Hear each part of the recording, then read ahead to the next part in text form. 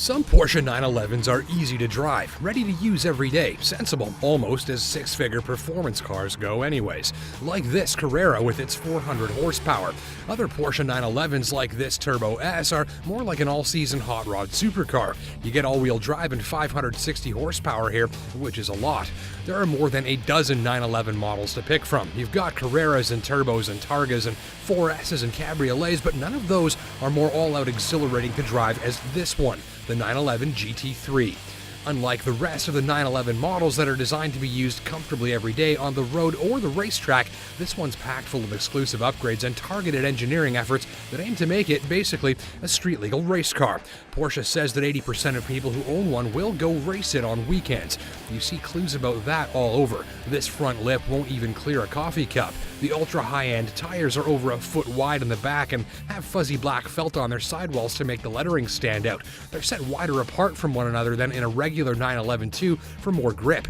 And the whole thing is lowered over an inch. Inside there's a lap timer on the dash, a G-force meter in the instruments, and thin, stiff, and grippy seats. And special controls to put the transmission, suspension, and traction assist systems into their high-performance calibrations at the touch of a button. It's rear-wheel drive only too, so it's a friskier thing to drive hard than its all-wheel drive siblings. The GT3 is actually so fast the speedometer counts by 50s. There are big massive brakes with holes drilled in them and wheels bolted onto the car with a single central locking nut, which saves weight. Weight saving is a big thing with the GT3 since making a car lighter is a great way to make it handle better, go faster, and use less fuel. So they've also eliminated things like the rear seat, the heavy motorized rear spoiler in place of this massive fixed wing with integrated engine air intake instead. Yes, the spoiler is an air intake. And none of that visual stuff is an empty threat. Driving the GT3, you get the sense every time you give it an input that it's fine-tuned down to the very last detail to be a machine that's always telling its driver what's going on. The steering, for instance, is absolutely razor sharp, among the most precise I've ever used, and it does a great job of communicating the traction situation to the driver.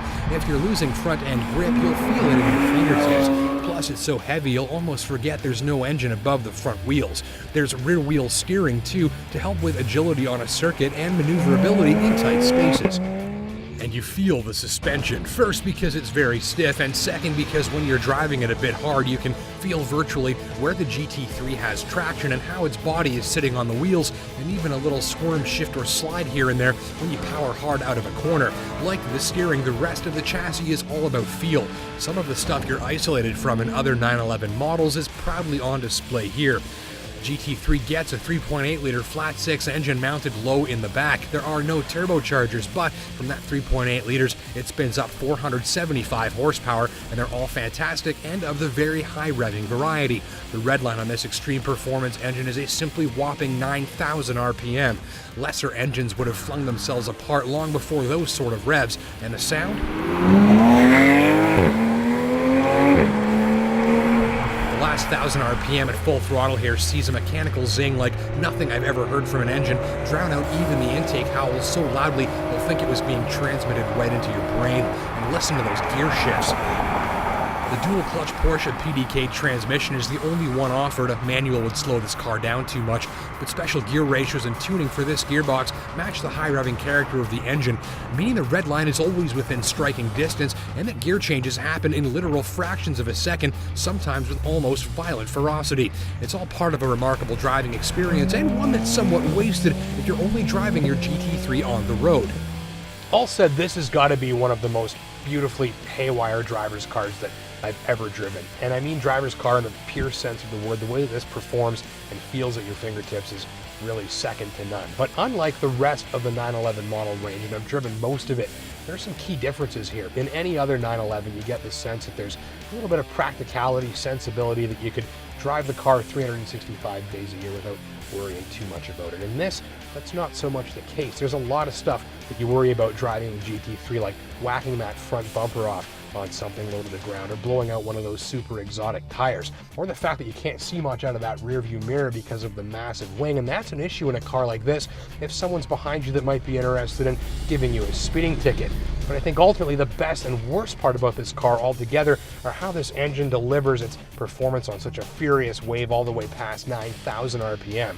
That's the best part about the car because, well, that's awesome, but it's the worst part about it because it does 120 kilometers an hour in second gear, and there are 5 gears to go after that. So translation, you just can't use most of this car's capability most of the time. It's going to make the best return on an investment if you've got a racetrack nearby and plan to use it. You can drive it on the road though. It's probably the least comfortable 911 I've ever driven, but it could get away with being stiffer, louder, and less accommodating. After a few highway trips, I had no real complaints other than wishing for a slightly larger fuel tank for less frequent refueling stops. Plus, you get navigation and automatic lights and automatic climate control, helping add to the comfort factor on the road. So let's sum up this four-wheeled 475 horsepower 9,000 RPM Red Rocket toy, shall we? You'll like the looks, the exclusivity, the absolutely hardcore track-ready performance, and the gorgeous Furious engine. And if you're okay with letting most of the performance go to waste, you can drive it around too, no problem, if you're careful. What's not to like? Basically the stress level of driving a GT3 on rough roads, the numerous compromises, and the very high likelihood that your local police force is going to pay very close attention to you. End of the day, this is a tricky sort of car to sum up. In the real world with its speed limits and fellow motorists and police with radar guns, I figure most of what this car can do will go to waste most of the time. That said, it is the most badass, crowd-gathering, and haywire 911 going, and that's going to help sell a lot of copies to the folks with the funds, and hopefully a nearby racing course to maximize their value from this machine. Pricing, as tested, you're looking at about $165,000. I've said it before and I'll say it again. Stay in school, kids. One more sound up.